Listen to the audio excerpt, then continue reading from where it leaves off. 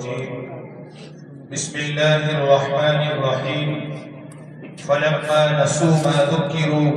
به فتحنا عليهم أبواب كل شيء حتى إذا فرحوا بما أوتوا أخذناهم بغتة فإذا هم مبلسون صدق الله العظيم۔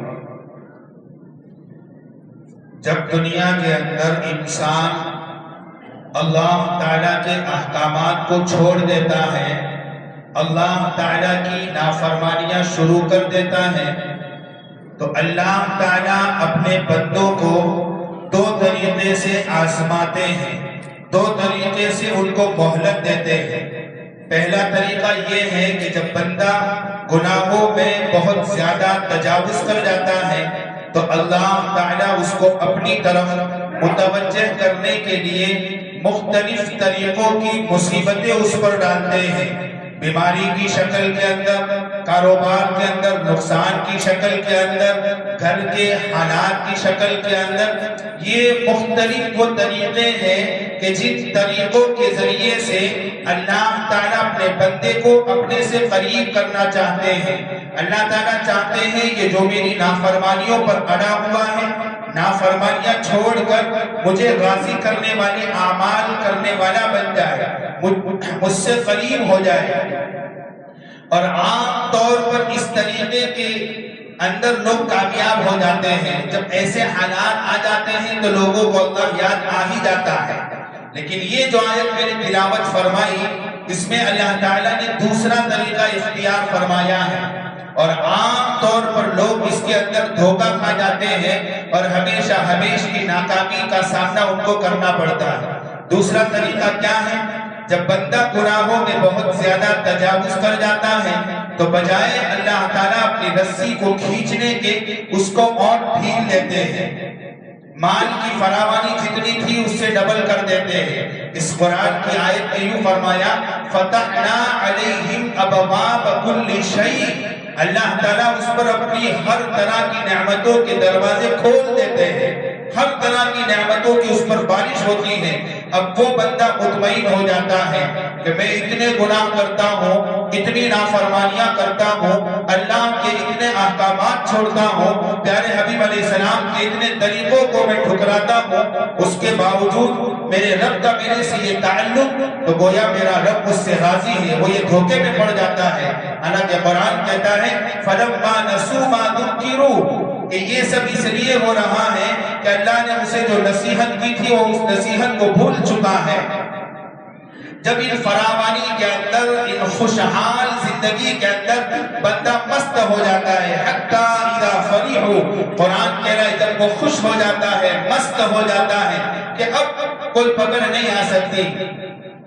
أَخَذْنَاهُمْ بَغْتَةً، اللہ فرماتے ہیں پھر اچانک میں اپنی رسی کو کھینچ لیتا ہوں، اور جب اللہ اپنی رسی کو کھینچتا ہے اس حالت کے اندر تو پھر بندہ کہیں کا نہیں رہتا۔ اس لیے اپنی حالت پر، اپنی زندگی پر غور کریں، کہیں ایسا نہ ہو کہ اللہ کی طرف سے مجھے اور آپ کو نعمتیں مہلت کے لیے مل رہی ہوں اور میں اور آپ یہ سمجھ رہے ہوں کہ اللہ مجھ سے راضی ہے، اور ہماری زندگی اسی طریقے سے غفلت کے ساتھ گزرتی جائے اور اللہ اپنی رسی کو کھینچ لے اور میں اور آپ ہمیشہ کی ناکامی کا سامنا کرنے والے بن جائیں۔ اس لیے اپنی زندگی پر غور کریں۔ دوسری چیز، مسئلے کے تعلق کے بجائے اور چیز کر دیتا ہوں۔ آج تقریباً 5 روزے مکمل ہو گئے۔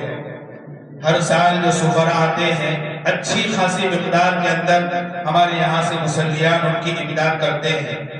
اس مرتبہ اس وقت جتنے بھی سفراء آئے ہیں سب کی یہی شکایت ہے کہ اس مرتبہ چندہ بہت کم ہو رہا ہے، 300 روپے، 250 روپے، 400 روپے چندہ ہو رہا ہے۔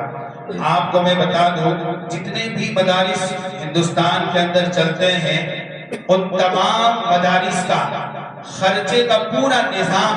رمضان کے مہینے پر زیادہ تر منحصر ہے۔ اس لیے آپ دیکھیں کہ بڑے بڑے علماء،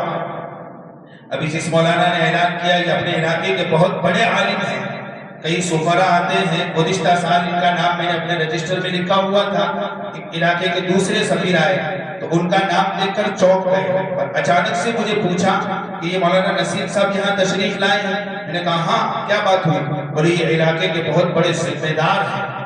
کئی محدث آتے ہیں حدیث پڑھانے والے جن کے درس میں ہزاروں کی تعداد میں شاگرد ہوتے ہیں، کئی علاقے کے مفتی اعظم ہمارے یہاں آتے ہیں،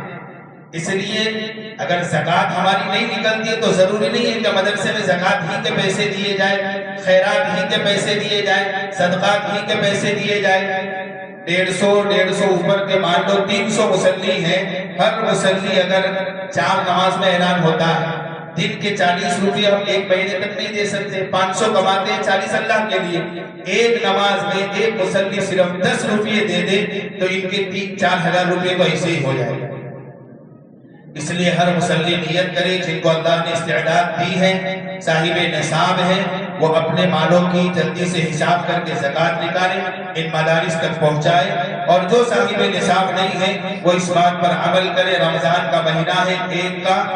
70 گنا مل رہا ہے۔ یہ 70 تو میں ہمیشہ کہتا ہوں یہ عربی کے اعتبار سے سمجھانے کے لیے ہے، اللہ کتنا دے گا، واللہ یضاعف لمن یشاء، اللہ کہہ رہے میں اپنی مرضی سے جتنا چاہوں اتنا گناہ کر سکتا ہوں۔ اللہ کو ہماری ادا پسند آ جائے اور اللہ کتنا دے گا اس کا حساب نہیں لگا سکتے، اس لیے جب بھی اعلان ہو، کسی بھی مدرسے کا اعلان ہو، ہر ساتھی اپنی اپنی استعداد کے اعتبار سے ان کا تعاون کرے۔ یہاں جو بھی اعلان کرتے ہیں وہاں بیٹھتے ہیں، ہم ان کی پوری تحقیق کرتے ہیں، بغیر تحقیق کے ہم کسی کو بھی اجازت نہیں دیتے۔ مدرسہ صحیح ہوتا ہے، بڑے بڑے علماء نے اس مدرسے کو دیکھا ہوتا ہے، سارے پروف ان کے پاس ہوتے ہیں، اس کے بعد ہم ان کو اجازت دیتے ہیں۔ اس لیے آپ بے فکر ہو کر اپنی زکوٰۃ، اپنے خیرات، اپنے صدقات کی مدرسے تک پہنچائے، انشاءاللہ آپ کا مال ضائع نہیں جائے گا۔